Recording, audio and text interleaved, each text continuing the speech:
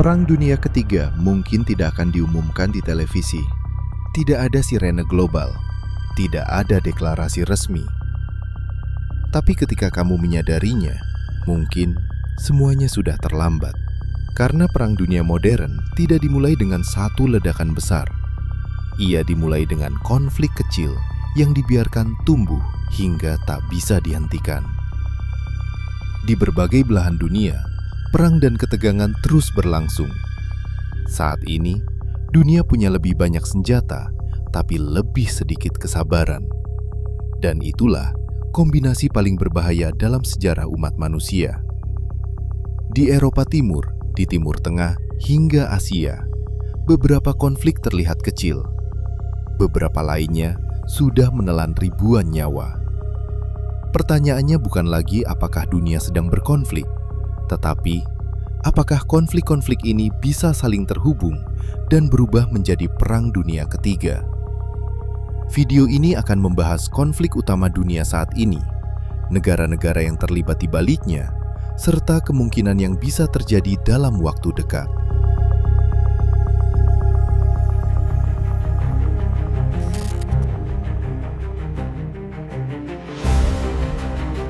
Rusia versus Ukraina dan NATO.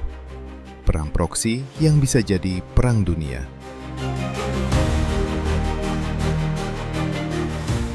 Perang Rusia dan Ukraina adalah konflik terbesar di Eropa sejak Perang Dunia Kedua. Rusia menginvasi Ukraina dengan alasan keamanan dan pengaruh geopolitik. Ukraina bertahan dengan dukungan besar dari Amerika Serikat dan NATO. Meski NATO tidak turun langsung ke medan perang, bantuan senjata, intelijen, dan dana yang diberikan menjadikan konflik ini sebagai perang tidak langsung antara Rusia dan Barat. Dalam waktu dekat, ada beberapa skenario yang mungkin terjadi. Pertama, perang berlanjut tanpa pemenang jelas dengan korban terus bertambah. Kedua, Rusia meningkatkan serangan ke infrastruktur vital untuk melemahkan Ukraina dan menekan Barat. Ketiga, insiden militer yang melibatkan wilayah NATO secara tidak langsung. Jika satu negara NATO terseret, konflik ini bisa berubah dari perang regional menjadi perang global.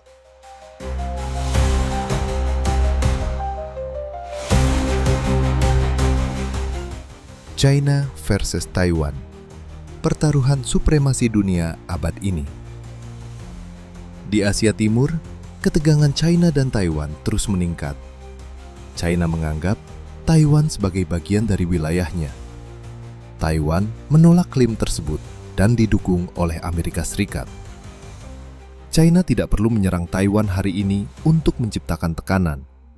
Cukup dengan latihan militer, intimidasi udara, dan ancaman ekonomi. Dalam waktu dekat, China kemungkinan akan meningkatkan latihan militer besar di sekitar Taiwan, menguji batas respon Amerika dan Jepang, melakukan tekanan ekonomi dan diplomatik. Invasi penuh masih berisiko tinggi bagi China, namun tekanan bertahap sangat mungkin dilakukan. Masalahnya, satu kesalahan kecil bisa memicu keterlibatan Amerika Serikat dan menjadikan Asia Timur sebagai pusat konflik global.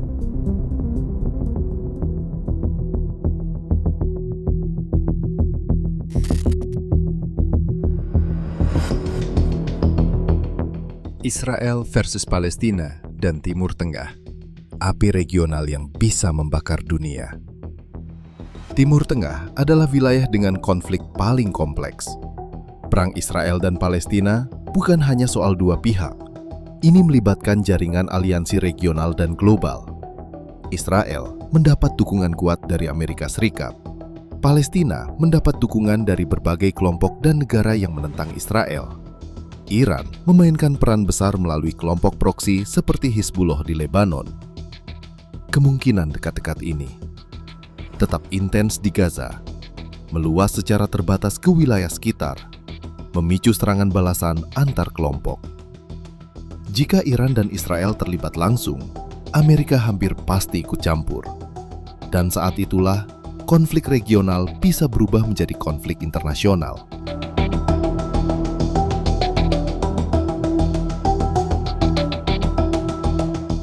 India versus Pakistan.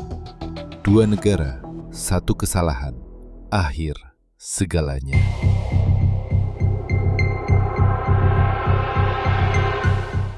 India dan Pakistan adalah dua negara bertetangga dengan sejarah konflik panjang dan senjata nuklir. Persoalan Kashmir belum pernah benar-benar selesai. Bentrokan kecil dan ketegangan militer terus terjadi. Dalam waktu dekat, perang besar masih bisa dicegah. Namun, risikonya bukan perang yang direncanakan, melainkan eskalasi akibat salah perhitungan. Satu serangan teroris, satu balasan berlebihan, dan konflik bisa membesar dengan sangat cepat. Karena kedua negara memiliki nuklir, dunia memandang konflik ini sebagai salah satu ancaman paling berbahaya jika eskalasi terjadi.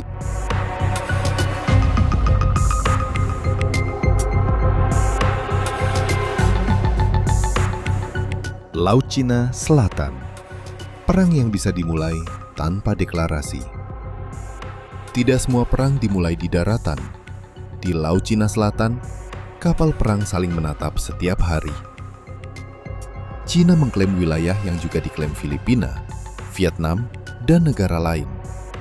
Filipina memanggil Amerika. Cina tidak mundur. Tidak perlu invasi, tidak perlu deklarasi perang. Satu tabrakan kapal, satu tembakan peringatan, satu kesalahan kecil, dan jalur perdagangan paling sibuk di dunia bisa berubah menjadi medan tempur. Jika Amerika terlibat langsung, konflik ini tidak akan berhenti di Asia Tenggara.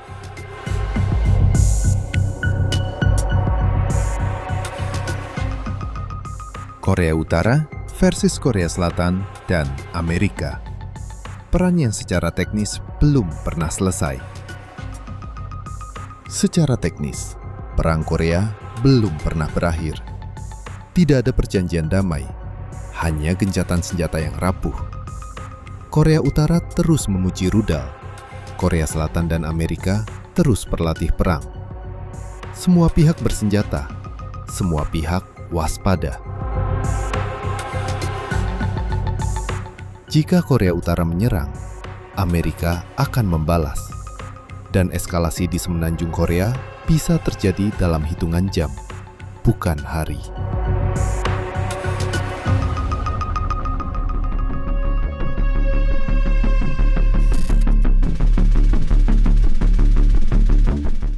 Rusia versus negara Baltik. Satu sentuhan, dunia terbakar. Estonia, Latvia, Lituania. Negara kecil, tapi berada di garis depan NATO. Mereka berbatasan langsung dengan Rusia, dan ketegangan di wilayah ini terus meningkat. Provokasi udara, tekanan militer, ancaman tersirat. Masalahnya sederhana tapi mengerikan. Jika satu saja wilayah NATO tersentuh, pasal 5 aktif, dan Rusia tidak akan berhadapan dengan satu negara, tapi dengan seluruh aliansi militer terbesar di dunia.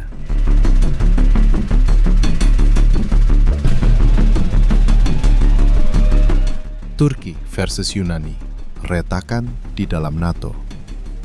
Ironisnya, dua negara NATO juga saling bermusuhan. Turki dan Yunani sudah lama bersitegang. Soal wilayah udara, soal laut, soal kekuasaan. Beberapa kali, pesawat tempur mereka hampir terlibat bentrokan langsung. Ini bukan konflik kecil.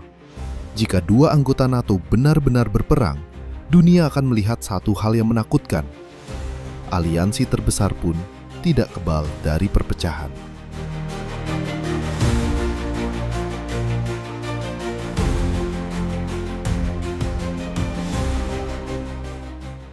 Thailand versus Kamboja. Konflik kecil di kawasan yang sudah panas. Konflik Thailand dan Kamboja mungkin jarang dibahas, tetapi memiliki sejarah panjang dan sensitif. Sengketa perbatasan, terutama di sekitar wilayah kuil bersejarah, pernah memicu bentrokan bersenjata di masa lalu. Saat ini, ketegangan masih ada, meskipun tidak berada pada level perang terbuka. Dalam waktu dekat, kemungkinan besar konflik ini tetap berada pada level diplomatik dan militer terbatas. Namun, jika terjadi insiden perbatasan yang memakan korban, eskalasi lokal bisa terjadi dengan cepat. Meski tidak langsung memicu perang dunia, konflik ini menunjukkan betapa rapuhnya stabilitas kawasan jika banyak titik panas terjadi bersamaan.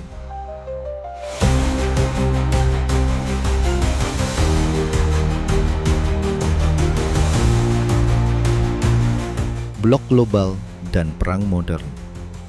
Perhatikan polanya. Tidak ada konflik yang berdiri sendiri. Semua melibatkan kekuatan besar, aliansi militer, dan kepentingan global. Perang Dunia Ketiga mungkin tidak dimulai dengan deklarasi resmi, tapi melalui perang ekonomi, perang siber, perang energi, perang informasi. Dunia kini terbagi dalam dua kutub besar, Amerika dan sekutunya di satu sisi, Rusia dan Cina di sisi lain. Sanksi, serangan siber, dan tekanan ekonomi sudah menjadi senjata utama. Dalam waktu dekat, dunia bisa menghadapi ketidakstabilan ekonomi global, krisis energi di beberapa wilayah, serangan siber ke infrastruktur penting, ketegangan politik yang semakin ekstrim.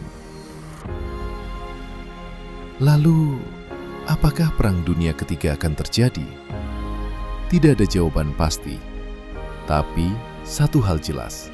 Dunia saat ini berada di titik paling rapuh sejak akhir Perang Dingin. Banyak konflik aktif, banyak senjata, banyak kepentingan besar.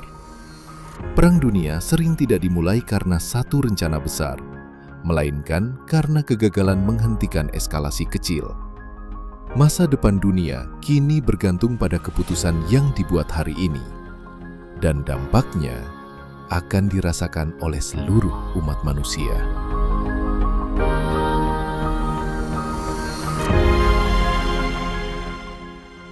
Menurut kamu, konflik mana yang paling berbahaya saat ini?